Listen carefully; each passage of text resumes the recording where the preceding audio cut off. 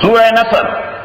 تسلی د رسول پاک صلی الله علیه وسلم ته چې فتح او کامیابی ستا مقدر ده، او چې فتح او کامیابی درته ملاو شي نو دا الله تعالی تسبیح او حمد وکړي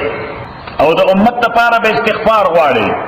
د دنیا د بادشاہانو غوندې تقریب بنه کې د دنیا بادشاہان خو چې کوم علاقه باندې فاتحانه ور داخل شي هلته خلک ذلیلې کني ذلیلې یې سي الټای دا کلی د پاسه په ټوپونه وي کوي ورته راځي کنه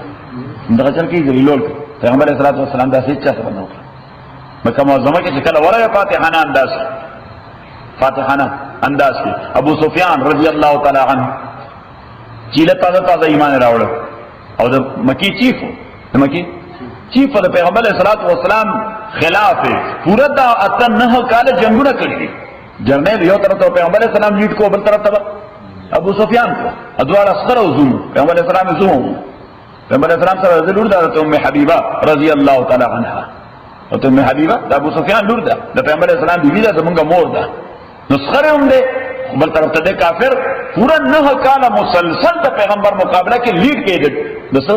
نو ابو سفیان رضی الله تعالی عنہ هغه نوې مسلمان شو وو جرنه پیغمبر علیه الصلاۃ والسلام بچره چې تسلیل نکو چې تسلیل به یعنی په دشمنانو کې چې ویم څوک معزز نو کومه پیغمبر علیه الصلاۃ والسلام تعالی نه حضور اسلام بو عزت ورکړو حضور علیه الصلاۃ والسلام په دا خپل قوم معزز دي ذلیل وایي ما رسول علی اخلاق دا خپل قوم سره دغه ماته دشمنی ته خدای خپل قوم نظر کې مشر دې معزز دی راغی مشر توهین نه دی کول پتا صحیح نو د ایمان قرآن او ذکر پیغمبر علیہ الصلوۃ والسلام وردن شمکه معظمه تن ابو سفیان ورته مخ قرار او د پیغمبر علیہ السلام تر حضرت عباس در ابو سفیان ډیر یارو ناغه رسول پاک ته دا جی ابو سفیان رضی الله تعالی عنہ استاس کړ دے فادر الله صحیح پیغمبر علیہ الصلوۃ والسلام ول عزت ورک و من دخل دار ابي سفيان فهو امن چا چې د ابو سفیان کور کې پناه واغسته هغه ته سموای څومره لوی عزت د ابو سفیان کور له ورک یعنی یواد دانا چې ابو سفیان محفوظ کو بلکې د ابو سفیان دیوال ته څوک نږدې شنه ټول سړي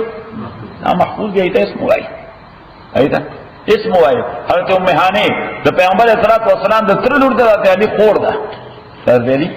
خور د ام هانه رضی الله تعالی عنها هغه چې کوم فیملی کې واده ده نو دا هغه فیملی دوه درې کسان هغه ته رامنډ کړه وی چې مړ مونږ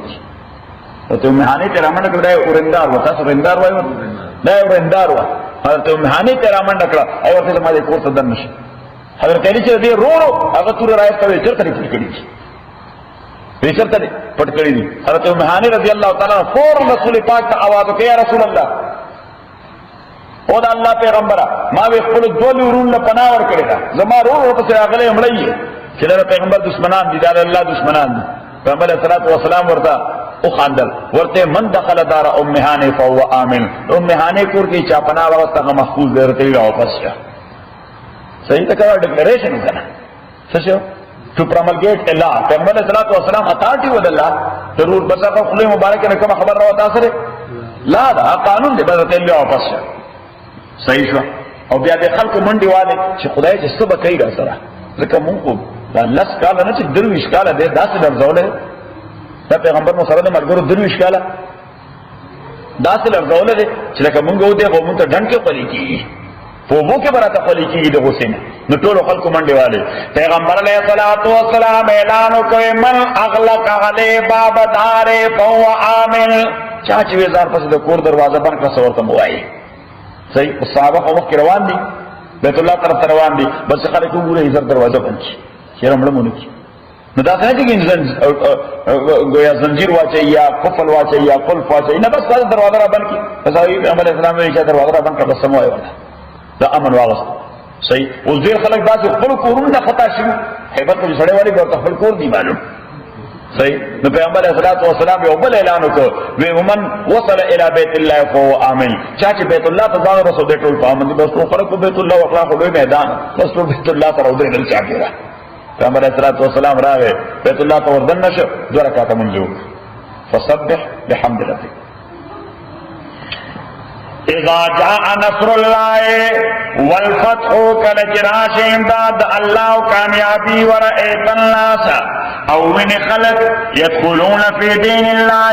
چې داخلي په دین د الله کې افواجا گروه در گروه अफवाजन माना ग्रोह दर ग्रोह। फसब्बिह बिहम्दि रब्बिका, तस्बीह व असरद हमद दरस्ता,